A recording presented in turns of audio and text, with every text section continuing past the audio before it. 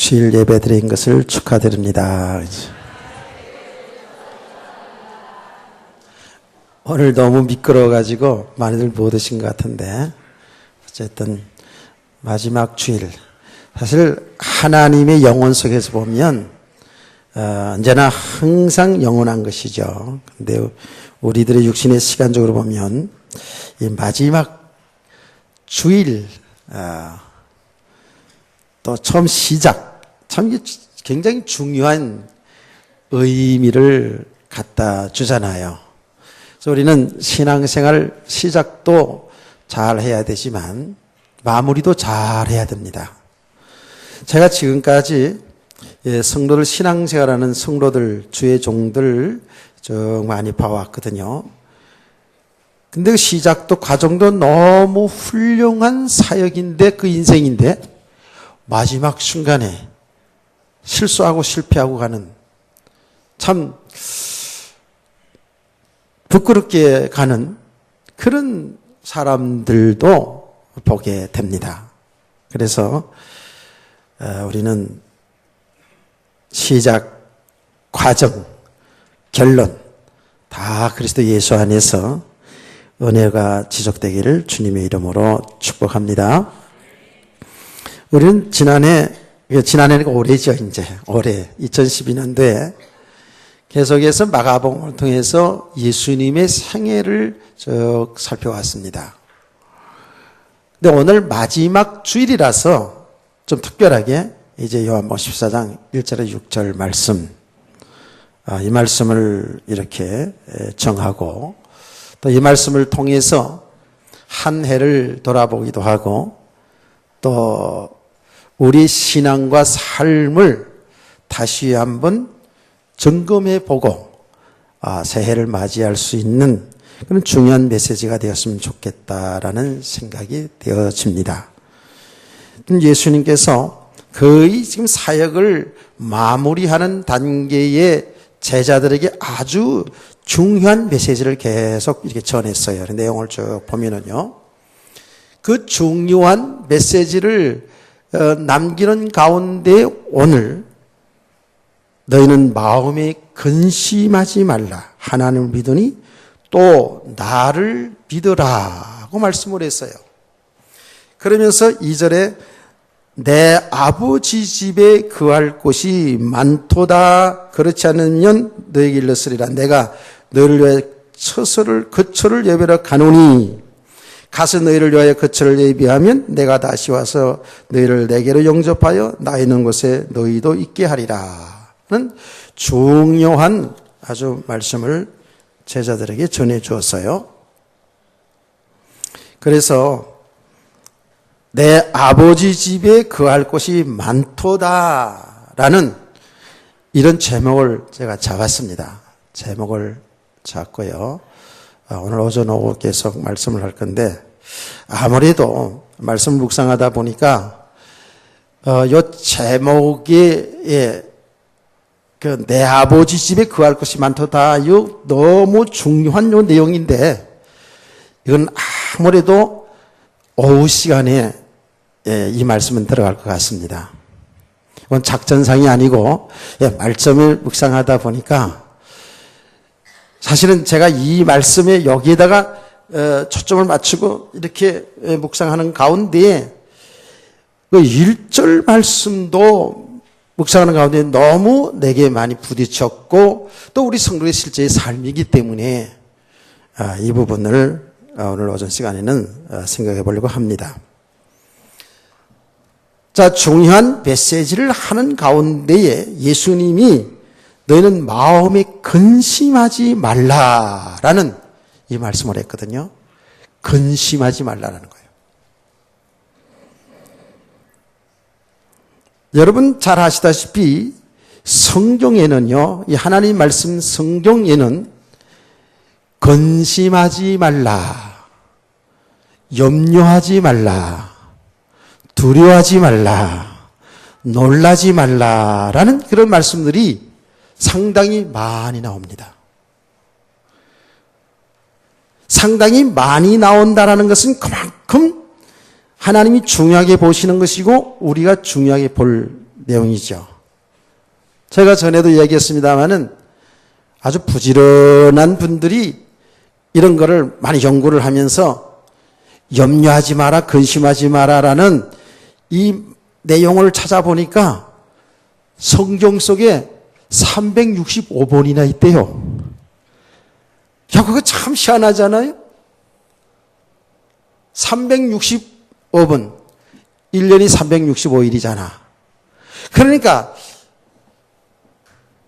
참 우리들이 보니까 365일 1년 내내 염려하고 근심하며 살아간다라고 해도 과언이 아니겠죠. 성경은 이 염려하지 말라, 근심하지 말라라는 말씀의 내용을 많이 하는 가운데에 저는 염려하지 마라 하는 이 말씀, 근심하지 말라 하는 이 말씀을 제가 보자마자 마음에 와닿는 그 성경 구절이 생각이 난다고요. 여러분 너무 잘 알아요. 저는 평신도 때의 성경을 많이 읽었는데 성경을 읽는 가운데 특별히 마태복음 6장을 읽어 나가는데 너무 그것이 그냥 그대로 와서 살아있는 말씀, 깨달아지는 말씀이 되어지더라고요. 진짜 그 말씀을 읽다가 제가 정말 많이 이렇게 은혜도 받고 눈물도 나고 이러는데 그 가운데 쭉 말씀 읽다 보면 그런 내용이 나오죠. 너희가 목숨을 위하여 무엇을 먹을까, 무엇을 마실까, 또 무엇을 입을까 염려하지 마라 라고 얘기합니다. 그러면서 예수님이 아주 알기 쉽게 비유로 말씀합니다. 저 공중에 나는 새도 내가 먹이고 저 들에 피는 풀, 꽃도 내가 피고 지게 한다. 하물며 너일까 보냐라고 말씀했어요. 이 믿음이 적은 자들아, 왜 그렇게 염려하냐? 그 염려 걱정은 바로 이방인들, 하나님 믿지 않는, 예수 믿지 않는 불신자 이방인들이 하는 것이지 하물며 너일까 보냐 이렇게 말씀했거든요. 나는 그 말씀을 읽으면서 하물며 너일까 보냐는 말씀을 종종 이게 성경에 나와요. 근데 거기에 이제 마태복음 7장 7절에 기도할 때에도 구하라 찾으라 두드리라 이렇게 하면서 세상에 악한 자도 좋은 자식이 좋은 거, 자기 자식이 좋은 거 줄 줄 알거든 하물며 너희 아버지께서 좋은 거 주시지 않겠느냐는 그 하물며 너일까 보냐. 근데 여기서도 하물며 너일까 보냐. 그 말씀이 상당히 저희는 마음에 와닿더라고요. 저 공중 나는 새도 들에 피는 꽃도 다 하나님이 먹이고 입히고 피고 지게 하는데 하물며 하나님의 아들 딸인 하나님의 자녀인 저와 이름을 먹이고 입히지 않겠습니까? 우리 신분이 어떤 신분인지요? 그러나 그 말씀이 너무 마음에 와닿더라고요. 그러면서 너희는 염려 걱정하지 말고 먼저 그의 나라와 그의 의를 구하라. 내가 그때 평신도 때 이 말씀이 너무 제 마음에 와닿고 너무 은혜가 돼서 그때 깨달은 바가 있어서 사실은 제 나름대로의 목회 철학을 삼은 겁니다. 여기 지금 목표 해가지고 써놨잖아요. 저 개척할 때부터 여기 써놨어요. 제 생각 속에서는 우리 성도들이 정말 이렇게 믿음이 세워서서 먼저 하나님을 생각하고 먼저 하나님의 나라의 축복을 누릴 수 있는 이런 성도 되기를 제 마음에 담고 시작한 겁니다. 자, 근심하고 염려하지 말라라는 이 말씀들을 생각할 때 저는 또 연결되는 말씀이 또 있어요. 베드로전서 5장 7절 8절 말씀입니다. 너희 염려를 주께 다 맡겨버려라. 그러면 주님이 그가 돌보시리라. 전에 성경에는 권고하심이라 이렇게 썼는데 전에 성경 가지고 있는 분들 있으면 그 말이 돌보신다. 요새 이제 우리 성경, 새로 한 성경에는 돌보심이라 이렇게 나왔어요. 염려 걱정을 다 주님께 맡겨버리라는 거예요. 주님이 돌보신다는 거예요. 그러면서 그 다음 말씀 뭐라고 그러냐 하면 이렇게 말했어요. 우는 사자가 삼킬 자를 두루 찾아다닌다 그랬어요. 늘 염려하고 근심하고 걱정하는 이 사람들이 뭐예요? 사단의 통로예요. 사탄의 밥이라는 거예요. 그러면서 믿음을 굳게 하여 그를 대적하라 하고 하나님이 말씀하셨거든요. 이 염려, 걱정하는 것이, 근심하는 것이 얼마나 이게 영적 생활에서, 우리 믿음 생활에서 중요한 부분을 차지하는지 알겠죠? 그러면서 여러분도 잘 아는 또 성경꽃이 생각날 겁니다. 고린도 후서 7장 10절 말씀 보면 세상 근심은요, 세상 근심, 이 근심은 사망에 이르게 한다는 거예요. 세상 근심은 여러분, 우리가 예수 믿는 사람들을, 불신자들에게 한 얘기가 아니고 우리에게 한 말씀인데, 세상의 근심은 사망에 이르게 한다라는 것이 무슨 말이에요? 지옥 간다는 그 말은 아니겠죠. 우리 구원받은 성도들 염려, 걱정, 근심하면 영적으로 어두워져요. 하나님과 점점 멀어집니다. 분리가 되는 거예요. 사망이라는 게 뭐예요? 분리라는 뜻이거든요. 하나님과 점점 멀어지다 보니까 은혜 생활하지 못하니까 그 영적으로 보면 그 사망의 상태입니다. 캄캄합니다. 인생을 실패하게 되죠. 하나님의 뜻대로 하는 것입니다. 근심하는데 하나님의 뜻대로 어떻게 하면 내가 예배 생활에 성공할 수 있을까? 어떻게 하면 하나님 기쁘게 해드릴까 하는 이 하나님의 뜻대로 하는 근심은 구원에 이르게 한다라고 했어요. 너무 중요한 말씀이죠. 자, 이렇게 성경에서 보면 근심하지 마라, 염려하지 마라, 두려워하지 말라, 놀라지 말라, 이런 말씀들이 상당히 많이 있거든요. 예수님이 지금 사역을 마무리하는 아주 중요한 시점에서 너희는 마음에 근심하지 말라라고 한 말씀은 너무나도 우리에게 중요하고 실제적인 메시지죠. 자, 그러면 분명히 이 염려와 걱정하는 가운데서 사탄이 역사하고 그런 가운데서 우리가 영적 생활에 실패하게 되는, 하나님과 점점 멀어지는, 이 사망 가운데 가는 이런 엄청난 역사가 있는 것이잖아요. 그러면 우리가 한번 따져보자고요. 우리가 분명히 성도가 맞는데, 하나님의 백성들이 맞는데 근심, 염려 여러분 없습니까? 있지요? 근심 있다고요. 자, 저도 오늘 이 주간에 죄송합니다. 눈이 많이 온다라는 이 소식을 들으니까, 뉴스 나오는 거 보니까 어떤 근심이 들어오냐, 걱정이 들어오냐. 우리 자녀들이 저 시골에 부모님들 인사 갔어요. 저 전라남도야 북도야 벌교가, 거기에 지금 아이들 데려갔어요. 거기 남쪽에 눈이 많이 온다고 막 뉴스가 나오더라고. 눈 많이 오니까 근심이 되잖아, 걱정이 되잖아. 뉴스 나오는 거 보니까 얼음판이 돼가지고 차들이 막 엉키고 덩키고 말았어. 소금 하나 가지고. 오늘 아침에도 오시느라 힘들었죠, 그렇죠? 보니까 이 골목길은 아주 빙판이더라고. 여러분, 예배 마치고 가다가도 땅 사놓고 가지 말고 잘 가세요. 이런데 땅 사놓으면 별로 좋지 않아요. 이 영적인 이야기를 모르시는구나. 우리는 옛날에 가다 넘어지면, 바닥 넘어지면, 아이고, 거기 땅 사놨구나. 이렇게 얘기해서. 그 넘어진 자리 자기 땅. 넘어지지 말고 조심히 다니시라는 그 말이에요. 걱정이 오잖아요.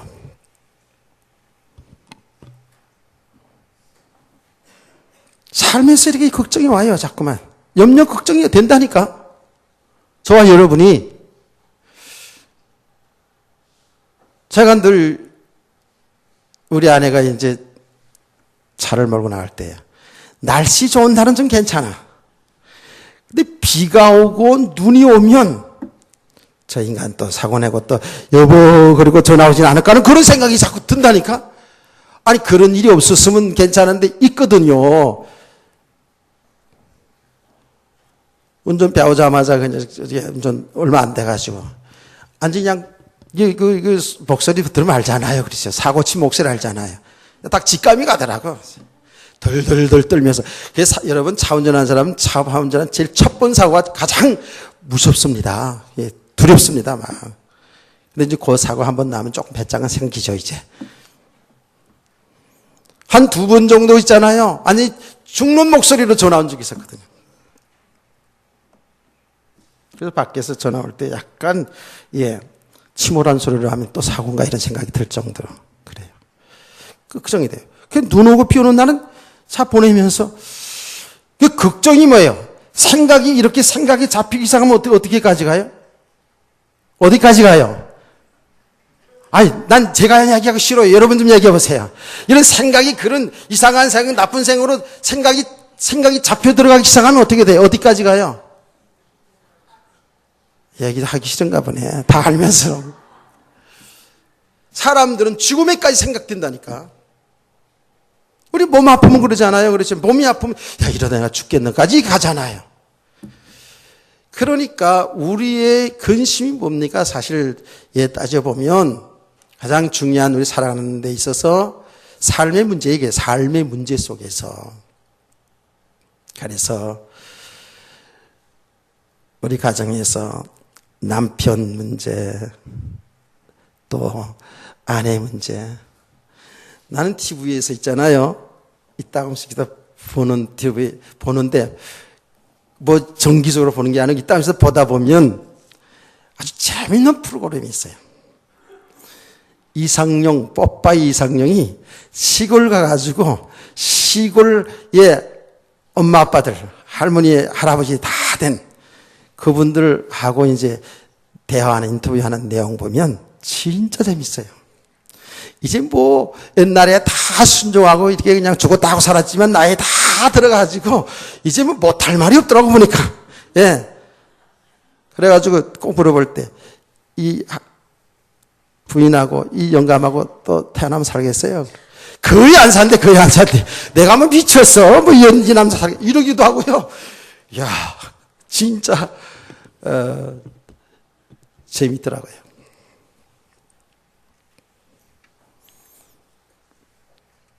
다시는 안 산다. 뭐 이런 대개 그러더라고요 보니까. 근데요, 이 도시 사람들보다도요 시골에 있는 사람들이 옛날에 지금은 안 그렇고 옛날에 보면 농한기 기간에 시간 많으니까 이것도 많이 하고 무슨 바람인지 모르지만 바람도 많이 타고 그런 일들이 많이 있었더라고 보니까 얘기 다 돼 보니까 이제는 다 늙었다고 그냥 막 얘기하더라고 보니까.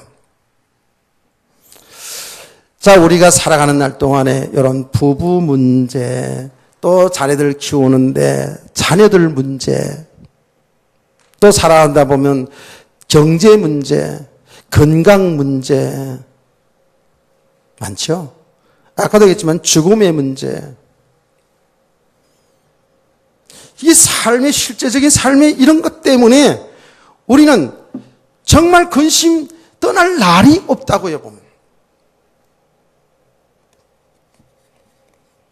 여러분 근심하지 않고 사는지 모르겠어요. 이렇게 근심한다고요. 근데 이 삶의 현실 문제도 근심되지만 보통 사람들이요 한 8, 90%가 또 미래에 대한 근심이 더 있다네. 미래에 대한 근심. 지금 닥치지도 않은 앞날에 대한 근심 많이 한다는 거예요. 여기 많이 잡혔다는 거예요. 그렇잖아요. 우리가 지금 이렇게 또 새 정부가 이제 앞으로 들었을 것이고 이 새해가 올 때에 우리 염려 사람들이 그 기사나 모든 것에서 걱정 안 한 적이 어디 있어요? 늘 지금 뭐 국제 정세가 어떻고 경제가 어떻고 항상 불안하고 항상 뭐 염려 걱정거리지 안 그래요? 그러니까 미래에 대한 불안이 우리에게 있다고 그런 근심하죠. 우리 개인도 마찬가지잖아요. 개인의 삶도 이 미래 점점 젊었을 때는 좀 모릅니다. 젊었을 때 우리 학생들은 미래에 대한까지 미래에 그야말로 하얗고 파랗고 노랗고 그 꿈들이 말이죠. 제가 이렇게 표현을 그렇게 하는 거예요. 그렇기 때문에 미래에 대한 무슨 염려하고 걱정하고 이러지 않죠. 우리 학생들 때는. 그러나 이제 살아오면서 한 40대, 50대, 60대 이렇게 지나가 보세요. 미래에 대한 걱정이 많습니다. 정말 앞으로 이렇게 가다가 노인들 많아지고 일거리도 없고 이러는 가운데에 우리 미래가 어떻게 될 것인가. 점점 하루하루 다르게 몸도 약해지고 한번 병들면 잘 낫지도 않고 그러니까 이게 살아가는 날 동안에 건강하게 살아야 되는데 건강하게 살다가 하나님 나라 가야 되는데 이런 걱정. 그래 사람들이 건강관리 운동도 하고 보약도 먹고 다 또 차근차근 앞으로 미래에 대해서 할 것에 대해서 준비도 해놓고 다 좋은 일이겠죠. 그럼에도 불구하고 불안한, 그럼에도 불구하고 근심이 떠나가지 않는다고요. 그 미래에 대한 걱정도 너무 많아요, 보니까. 우린 요새 와서 이제 그런 이야기들 많이 합니다. 지금 앞으로 우리 자녀들이 살아갈 이 세대가 너무너무 불안한 거예요. 우리 후대들이 살아가들 우리 아들, 딸, 손녀, 손자들이 살아갈 이 세상 앞으로에 이렇게 나가다 보면 앞으로의 삶을 생각해 보면 너무너무 무시무시한 생각이 들어요. 학교도 어디 마음대로 보내겠어요? 온통 세상이 타락되어지고 온통 다 무기고 말이죠. 이렇게 근심 속에 염려 속에 불안하고 더 나아간 두렵고 그게 잡히게 되면 너무 그게 고통스럽고 그러다 보니까 노이로제도 걸리고요. 그러다 보니까 어때요? 우울증도 걸리고 여러 가지 또 질병이 수반되고 이러지 않습니까? 자, 우리가 왜 이렇게 사람들이 근심하고 염려하고 미래까지 땡겨서 걱정하느냐 하는 겁니다. 그거는 우리가 알고 있거든요. 우리가 아무리 건강하고 아무리 많이 배우고 아무리 많이 돈을 벌고 세상에 성공 출세하더라도 우리 한계를 알거든요. 내가 할 수 없는 일들이 일어난다는 걸 알거든요. 나와 상관없이 내 능력과 상관없이 나의 삶 속에 내 가정 속에 세상 속에 일어나는 일들이 내가 할 수 없는 내 한계가 있다는 걸 알거든요. 그렇기 때문에 사람들이 염려 걱정할 수밖에 없는 거예요. 누가 갑자기 쓰나미가 일어나서 온 도시를 물바다 불바다로 만들 줄 누가 알았겠습니까? 모르잖아요. 그 사람이 배운 것과 세상의 능력과 상관없이 일어나는 일들 아니겠어요? 우리 이런 때 우리 한계가 있잖아요. 이런 것 때문에 미래도 불안한 것이고 지금 삶도 불안한 거거든요. 그래서 염려되고 근심되지 않아요. 이제 우리 성도들이 실질적으로 이런 부분들 속에서 우리가 지금 살아가고 있어요. 자, 근데 우리는 이제 성경에서 지금 예수님 계속 하나님께서는 이런 우리 삶 속에는 염려 걱정거리 정말 근심거리가 많은데도 불구하고 하나님은 근심하지 말라 두려워하지 말라고 계시거든요. 그럼 뭔가는 여기 답이 있잖아요. 자, 그래서 우리가 이제 정말 이 근심에서 두려움에서 염려에서 해방이 돼야 되는데 그리고 좀 자유롭게 정말 이 땅의 짧은 생애 속에 참 평안하고 행복하게 살아야 되는데 그건 세상에 찾을 수가 없습니다. 우리는 성경을 통해서 그 원인을 찾아가는 거예요. 왜 인간에게 이런 근심 걱정이 들어와서 우리 인간의 행복하지 않고 고통스러운가? 그것은 우리 인간이 처음부터 그렇게 창조된 게 아니었죠. 우리 인간이 하나님이 창조하셨는데 하나님과 함께 살도록 창조된 우리 인간이 하나님 배반하고 떠나면서부터 하나님 믿지 않고 살아가는 그 죄 문제 때문에 인간의 고통, 근심이 들어온 줄로 여러분 믿으시죠? 죄의 원인입니다. 그 죄의 원인이라는 게 죄 문제. 그 죄가 뭐냐 하는 것을 지금 수요일 날 인재론 해가지고 지금 시리즈로 좀 계속 인간론에서 공부하잖아요. 수요일 날. 그 죄가 뭐예요? 우리 성경에서 죄를 두 가지로 나눠서 얘기합니다. 그 첫 번째가 원죄라고 그러죠. 혹은 본죄라고 얘기하고 그 원죄에 의해서 결과적으로 나타나는 죄를 갖다가 자범죄라고 이야기합니다. 말하자면 세상에서 윤리도덕적으로 뭐 거짓말하고 싸움질하고 시기하고 미워하고 질투하고 하는 것들이 다 이런 것들이 욕심내고 하는 것들이 죄인데 그 세상의 사람들 다 죄라고 얘기합니다. 그 죄가 어디서부터 온 거냐 하면 원죄로 인한 결과로 나타나는 거예요. 그래서 성경에서 중요하게 말하는 죄가 뭐냐 하면 하나님과 함께 살도록 창조된 인간이 하나님 배반하고 떠난 것이 여기 죄입니다. 여러분 그렇게 믿으시죠? 그래서 성경은 뭐라고 얘기한다고요? 하나님 믿지 않는 게 죄예요. 그래서 세상의 사람들이 뭐예요? 그들이 아무리 착하게 훌륭하게 살아도 뭐예요? 우리가 성경에서 말하는 영적으로 보면 죄인입니다. 죄인이라고요. 이 죄가 원인이 되어서 이 세상에 근심이 들어온 거예요. 하나님 믿지 않는 게 죄라고 얘기한다니까요. 예수님 말했어요. 예수님 믿지 않는 게 죄라고 얘기했습니다. 우리 성도들은 이것을 분명히 알고 있는 사람이 성도예요. 그 죄로 인하여서 인간 세계에 근심이 들어오고 고통이 들어오고 결국은 영원한 죽음이 이 땅에 우리 인간 속에 들어온 거예요. 이 원인을 바로 잘 알아야 돼요. 그래서 우리 성도들은 그래서 드러난 문제, 그 염려와 걱정 그것을 문제 삼아서 그 문제를 해결하려고 자꾸 그 드러난 모습에 여기에 집중하다 보면요. 그래서 문제를 해결할 수 있지만은 근본 문제를 해결하지 않았기 때문에 계속 또 일어나고 또 일어날 수 있겠죠. 여러분, 우리 인간은 이렇게 하나님 떠난 죄, 하나님 믿지 않고 살다 보니까 어떻게 합니까? 내가 하나님 노릇하고 살아야 되잖아요.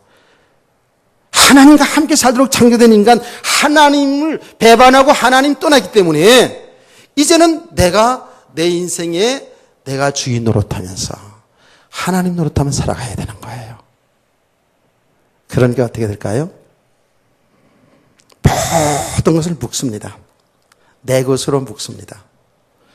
자녀도, 부모도, 물질도, 배움도, 세상의 권세도 전부 내 배경으로 싸우면서 살아가는 거예요. 내 배경을 만들어가면서 내가 하나님 없이 살아가야 되니까. 이러니까 보세요. 이러니까 우리 사람들이 전부 보이는 육신의 것에 자꾸 우리 생각과 마음이 거기에 잡힌단 말이에요. 묶인단 말이에요. 그러니까 어떻게 될까요? 고통이 따를 수밖에 없어요. 그게 지옥입니다. 여러분, 우리가 죽어서 영원한 지옥 간다 그러잖아요. 지옥 가는 거죠. 유황 불못이 있는 지옥으로 가겠죠. 그런데 이 땅에서 우리 사람들이 우리가 이 믿음을 바로 회복하지 못하면 하나님 말씀을 바로 알지 못하고 세상의 삶에 묶여서 살아가면 근심, 걱정, 고통, 여기 지옥입니다. 깨닫기를 축원합니다. 여기 지옥이라는 거예요. 많이 묶여 살아가요. 이거를 벗어나지를 못해요.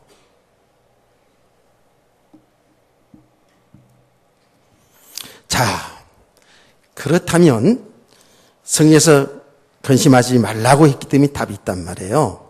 답이 있어요. 그러면 근본적으로 이 땅에 우리 인간 사이에 이 근심과 고통, 이러한 죽음이 들은 원인이 하나님 떠난 죄 문제라면 이 죄 문제를 해결하는 것이 우선이겠죠. 아멘. 그래서 여기에 필요한 것이 있어요. 근심에 반대되는 걸 찾아야 되잖아요. 그렇죠? 근심하지 않을 수 있는 반대되는 건 뭐예요? 나는 이쯤에서 또 우리 오영신 선생님에게 물어봐야 될 텐데 대답은 나중에 해주세요. 근심의 반대말은 뭐지요? 내가 일부 예배도 물어봤어요. 근심의 반대말. 내가 지난 시간에 그랬잖아요. 다윗의 사순이여 나를 불쌍히 여기소서 그랬잖아요. 근데 불쌍히 여기달라는 불쌍의 반대말이 뭐냐 그랬더니 일부 예배에서 그때 안 불쌍한 거예요. 이러더라고. 그게 반대말이래. 근데 내가 생각할 때는 아무리 생각해도 그거 같진 않아. 그래가지고 내가 이 말씀을 했잖아요. 그랬더니 우리 국어 선생님이면서 박사님은 아직 안 됐지. 거의 아주 공부를 많이 하신 우리 오영신 선생님께 내가 물어봤어. 그랬더니 불쌍의 반대말이 부럽다라는 거래요. 부럽다. 그런 건 잘 알아두세요. 그건 적어 놔두세요. 자, 여러분 근심의 반대말이 뭔지 아세요? 근심의 반대말? 아까 일부 예배에 들은 사람은 들었는데 우리 한재혁 시사님은 계속 일부 예배에 들으니까 다 알잖아. 근데 근심의 반대말이 안근심이 아니에요. 제가 이게 국문학적으로 맞는지 안 맞는지 몰라. 나는 내가 성경을 통해 내가 이제 성경대로 얘기하면 근심의 반대말, 근심에 이길 수 있는 것은 믿음입니다. 믿음이라고요. 오영희 선생님 이따가 그 국문학적으로 정확히 좀 가르쳐 주세요. 믿음이에요. 믿음이 들어오면 되는 거예요. 이걸 이길 수 있다니까? 이걸 넘어설 수 있다니까요? 자, 여러분, 어떤 믿음이에요? 예수님 말씀했어요. 너는 마음에 근심하지 말라. 하나님을 믿으니 또 나를 믿으라고 말씀했어요. 지금 이스라엘 백성들 또 이 제자들은 그들은 성경 가지고 하나님을 얼마나 열심히 믿었습니까? 근데 예수님 말씀하시기를 그 하나님을 열심히 믿었던 것처럼 나를 믿으라고 말씀했거든요. 이 말의 의미는 뭐예요? 그 말은 예수님이 하나님인 것을 말하고 있어요. 하나님을 믿으니 또 나를 믿으라고 한 말씀은 하나님과 동등됨을 얘기하죠. 아멘. 우리가 주는 그리스도시고 살아계신 하나님의 아들입니다 라고 말할 때에 그 예수님이 그리스도시고 하나님의 아들이라는 말은 하나님이라는 것이죠. 아멘. 맞잖아요. 이치상으로도 맞고요. 또 이스라엘 백성들은요, 그들이 성이 없습니다. 성이 이름만 있습니다. 그래서 누구를 댈 때는 이렇게 말합니다. 누구의 아들. 성경 보면 족보 나올 때 누구의 아들 나오잖아요. 그 성은 없고 이름만 있어요. 그 말은 아버지와 동동하다는 그런 뜻이 되는 거예요. 유대 사회의 그 이름은요.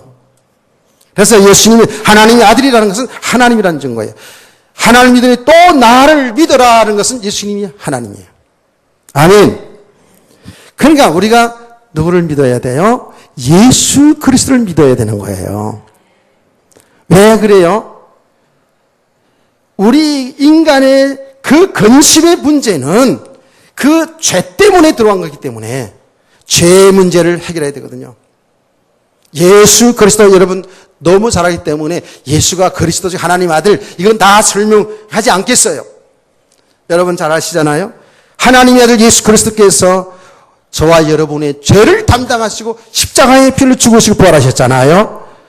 그래서 그 예수 그리스도 믿는 사람들은 죄의 문제를 해결받게 되는 거예요. 죄의 문제 해결받으면서 죄인인 우리 인간이 하나님을 만나게 되는 거예요. 아멘. 하나님을 만나게 되는 거예요. 이 죄 문제 해결함으로 말미암아서 우리 이제 하나님의 자녀가 된 거라고요. 그런데 이게 얼마나 축복입니까? 저와 여러분이 근본 원인인 죄 문제 해결을 받음으로 죄가 용서받음으로 이제는 하나님을 아버지라고 부르게 되었어요. 하나님의 자녀들입니다. 이럴 때는 아멘을 세게 하셔야 졸음도 깨고 은혜가 되고 설교하는 자도 좋고 주 예수 그리스도 믿는 그 순간에 우리의 죄가 용서받고 우리는 하나님을 만나서 하나님의 자녀가 되었습니다. 네, 처음부터 그렇게 하세요. 하나님의 자녀. 이 믿음이 들어와야 되는 겁니다.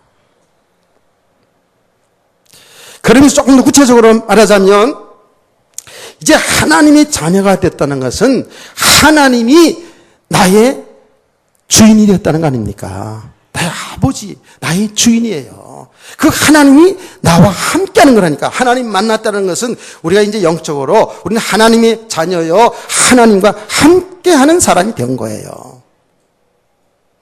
이게 놀라운 비밀이고 축복이라니까요. 세상의 불신자들은 이 사실을 모르는데 저와 여러분 이걸 알아요. 지금 알고 믿고 있어요. 믿습니까? 그러면 아멘 세게 해요. 근데 또 근심하고 염려해서 걱정이 있으니 그게 이제 문제지. 사실은 분명한 사실, 하나님이 나의 아버지, 나의 주인. 그래서 바울 사도는 이 부분을 이렇게 말하게 됐잖아요. 그 하나님이신 그리스도, 우리가 하나님 그러면 성부, 성자, 성령 한 하나님으로 딱 생각이 되어 들어가야 돼요. 아멘. 바울 사도는 그렇게 가르치고 또 신앙 고백하지 않았어요?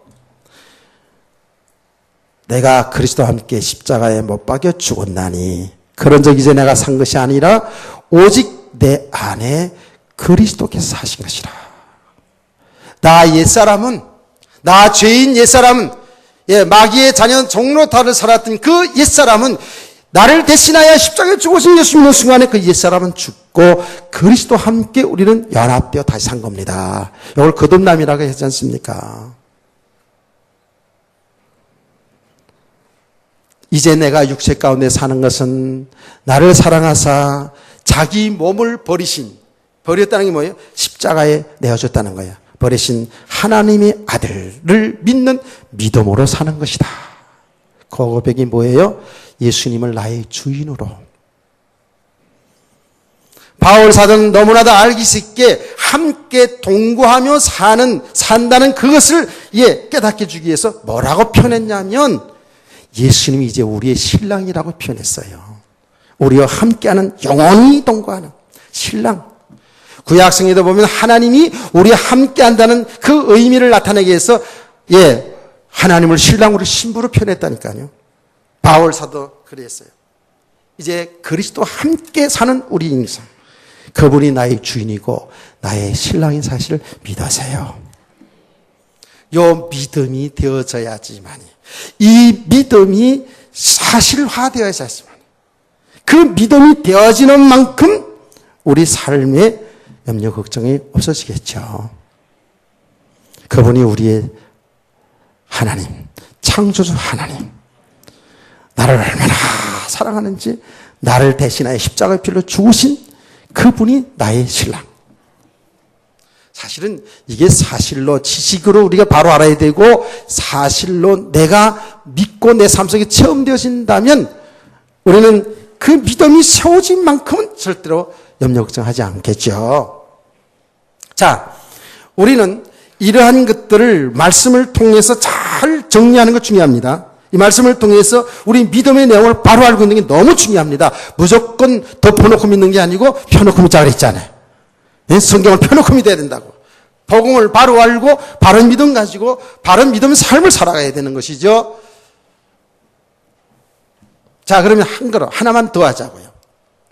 한 걸음 더 나가서 이제 예수님이 내 생명의 주인이고 내 인생의 주인이요, 우리 교회의 주인이요, 우리 가정의 주인이요, 내 남편의 주인이요, 내 아내의 주인이요.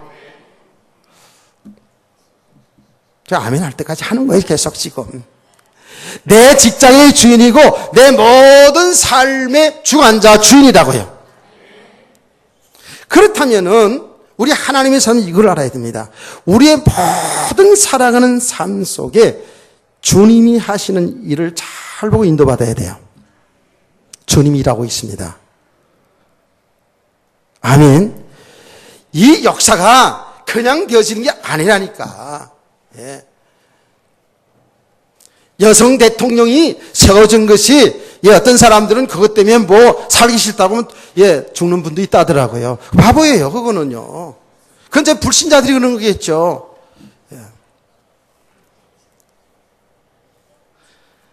나도 노처녀가 대통령들은 그렇게 좋아하진 않았어요. 그렇지만 하나님이 세우는 걸 어떻게 하겠어요? 여러분요, 절대적으로 하나님의 주권 속에서 역사가 움직입니다. 성경이 말하거든요. 모든 권세자들 하나님이 세우는 거예요. 그래서 우리는 그런 결과에 순종할 수 있어야 돼. 이게 기독교인이에요. 여러분 진짜 믿음도 안 되는데 슬프게 나가지고 뭐 이런 거 그거 하지 마세요. 그 자체가 나쁜 게 아니에요. 진짜 믿음에 의해서 정말 믿음의 눈으로 볼 때에 우리가 안 좋은 거는 생명을 걸고 반대도 할 수 있고 그런 건데 그 믿음도 없으면서 그냥 그거 하는 거는요 전부 자기 의의를 세우는 거예요. 그 전부 묶여 들어가는 거예요. 자기 고집만 세우는 거, 주장 세우는 거거든요. 어쨌든 모든 인류 역사가 우리 개인의 삶 속에 역사에 일어나는 그 일들 속에서 하나님이 나에게 주시는 메시지로 하나님 하신 일로 잘 보시기를 바랍니다. 이걸 볼 수 있는 눈이 열려져야 돼요. 우리는 어린아이 수준처럼 말이죠. 조금 삶이 잘 되어지면 너무 잘된 거 좋아하고 그 잘 되어진 것 응답받은 거 누리려고 그러고 이걸 또 배경 삼고 자랑하고 또 교만해지고 우리 이런 수준이 얼마나 많았습니까? 이거 지나가야 되죠. 또 조금 삶에 이렇게 근심 걱정되는 이런 삶의 문제가 오면 이 문제 속에 빠져가지고 얼마나 염려하고 걱정하고 근심하고 그뿐만 아니라 이거를 또 뭐 남편이 잘못한 것 같아서 남편 탓하고 아내가 잘못한 것 같아서 아내 탓하고 부모가 잘못 만나서 부모 탓하고 자식들이 잘못하는 것 같아서 자식 탓하고 더 나가서는 세상에 무슨 정치를 잘못해가지고 그런 줄 알고 자꾸 거기다 대고 얘기하는데 아닙니다. 하나님이 다 필요해서 이런 일 저런 일을 하나님이 주관하시는 거예요. 그럴 수 있냐고. 그게 믿음이 아니란 말이에요. 그게요. 그렇다니까요. 그래서 우리가 늘 알기 쉬운 본문을 가지고 내용을 가지고 얘기하지 않습니까? 요셉이 일생을 가지고 얘기하잖아요. 요셉이 노예로 팔려가고 감옥 가고 이상한 여자 만나가지고 모함당한 감옥 가고 그리고 꿈해몽하고 그래서 국무총리가 되고 다 이런 것들이 있을 수 있는 일들이지만은 하나님이 하셨잖아요. 하나님 무엇 때문에 하셨어요? 하나님이 생명 살리는 일 때문에 하나님이 구원의 역사를 이루기 위해서 하나님이 주관하신 줄 믿으시기 바랍니다. 이 눈이 떠져야지만이 우리가 어떤 삶의 속에서도 근심하지 않을 수 있다라는 거예요. 어떤 상황 속에서라도 잘 되었을 때도 교만하고 자랑하지 아니하고 안 된 가운데 감옥에 있을지라도 노예 생활에 있을지라도 하나님이 함께 하심을 믿는 거예요. 하나님이 하신 일을 믿는 거예요. 그러니까 요셉의 생애의 발걸음걸음마다 하나님은 뭐라고 얘기했습니까? 형통한 자라 그랬어요.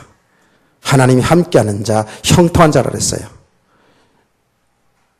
노예로 간 게 무슨 형통이에요? 노예 생활한 게 형통입니까? 인간적으로 보면 그건 망한 거죠. 감옥 갔는데 감옥 간 게 무슨 형통이에요? 그게 망한 거죠. 그런데 하나님은 형통이라고 그러거든요. 왜요? 그게 하나님이 하신 일 속에서 일어난 일이에요. 그 필요한 과정이기 때문에 일어난 일이에요. 혹시 여러분 우리가 글쎄 늘 실수할 수 있어요. 실패할 수 있어요. 그 실수와 실패에 낭망하지 말라니까요. 실패했어도 우리는 하나님의 자녀예요. 실패한 가정 속에서 우리가 나의 연약함과 나의 모자람과 나의 부족함과 나의 실수, 나의 죄를 하나님 앞에 통회하고 하나님 앞으로 나오면 사는 거예요. 그리스도 앞으로 나오면 사는 거예요. 정말 나는 하나님의 은혜가 필요하구나. 나는 정말 그리스도, 나의 주인이신 그리스도, 나의 신랑이신 그리스도를 놓치고 세상 너무 사랑했구나. 한눈 팔고 살았구나. 그 실패를 통해서 그리스도, 신랑 되신 그리스도를 볼 수 있어야 된다고요. 그 그리스도 앞으로 돌아와야 되는 거예요. 아멘. 내가 아까 시골 영감 할아버지 얘기했잖아요. 야, 요새 그렇게 못 살지. 옛날에 어머니들은요, 남자들이 무슨 짓을 해도 밖에 나가서 애를 낳고 들어와도 그게 다 팔자거니 하고 다 살았더라고요. 그래서 이제, 그 이제 말년에 80, 50, 90다 가까운 분들이 영감님한테 뽀뽀도 받고 다 그러더라고 보니까.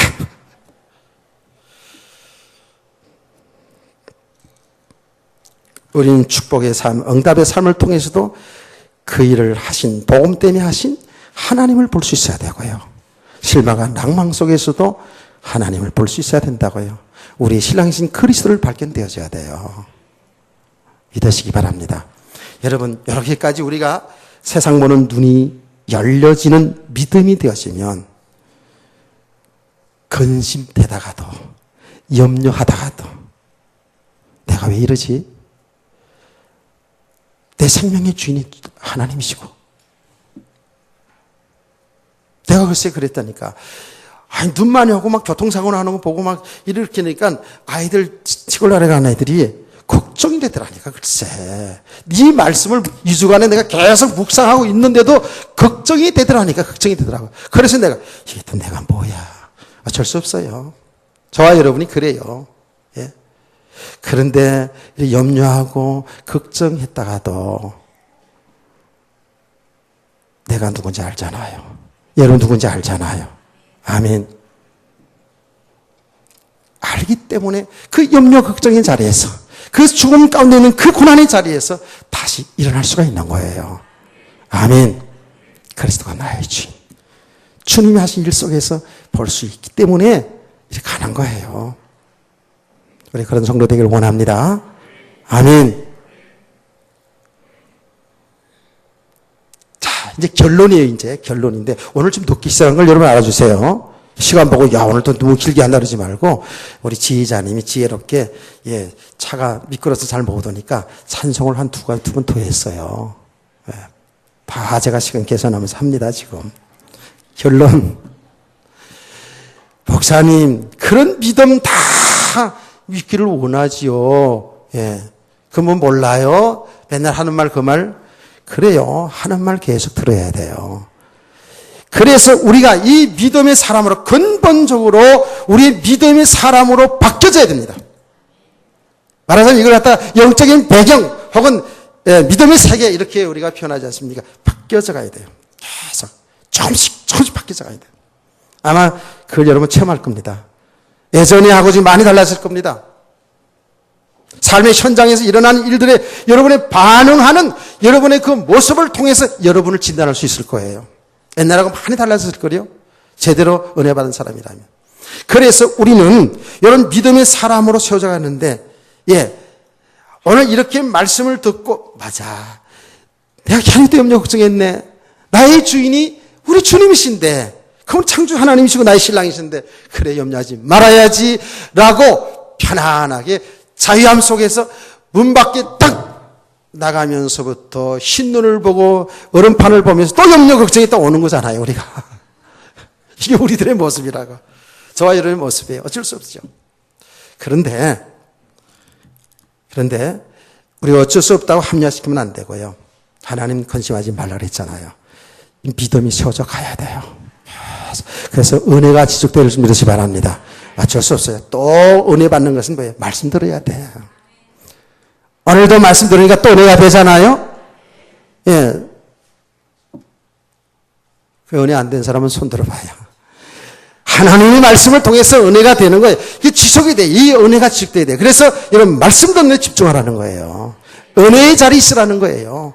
그 말씀을 붙잡고 또 이 말씀이 그런가 맞다라고 생각하면서 또 나를 보면서 하나님 앞에 묵상하며 기도할 때에 말씀과 기도를 통해서 나를 자꾸 하나님 보시게 합니다. 왜냐하면 말씀과 기도하는 가운데 성령님이 역사하기 때문에 내 영적인 상태를 보게 합니다. 내 삶을 보게 합니다.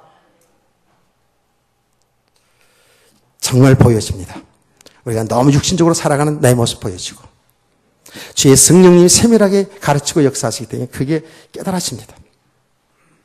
이렇게 우리가 은혜를 계속 받고 지속해 나가면 우리도 모르는 사이에 조금씩 내 안에서부터 이 변화가 일어나요. 그래서 여러분이 사람 관계, 또 어떤 상황 속에 대처하는 여러분의 모습을 보면, 내가 많이 변했네. 예. 옛날 같으면 조금만 누구 말만 들어도 자존심 상하면 막 그냥 했다 붙이고, 그리고 그게 안 되면 말이지 혼자 산에 가서 죽일 놈 살리는 부르기도 하고 막, 그리고 또 그게 안 되면 붙잡고 누구한테 붙잡고 이야기하고 이랬던 우리가 이제 그런 게 점점 없어져 가고요. 옛날 같으면 조금만 이래 그냥 방방방방 뜨고 그냥 이랬는데 차분해지면서 그 속에서 하나님의 일을 보고 이렇게 우리가 믿음으로 자꾸 세워져 간다고요. 세워져 가기를 원합니다. 아멘. 정말 우리 성도들 그래서 이제 연말에 우리 자신을 좀 이 말씀을 통해서 잘 보면서 마무리 잘 하면서 새해를 맞이하시기 바랍니다. 오늘 오후 시간에는 항상 중요하지 하나님의 나라에 대해서 이거 정말 우리 너무 중요해요. 이 부분에 대해서 또 계속해서 말씀을 듣겠습니다. 한 번도 빠지지 말고 점심 식사는 준비되니까 미끄러운데 왔다 갔다 하지 말고 식사하시고 은혜 받기를 바랍니다. 자, 옆에 있는 분에게 인사합시다. 이제 근심 걱정 내려놓고 주님과 더불어 행복하게 살아갑시다. 그 여러분 설교하세요.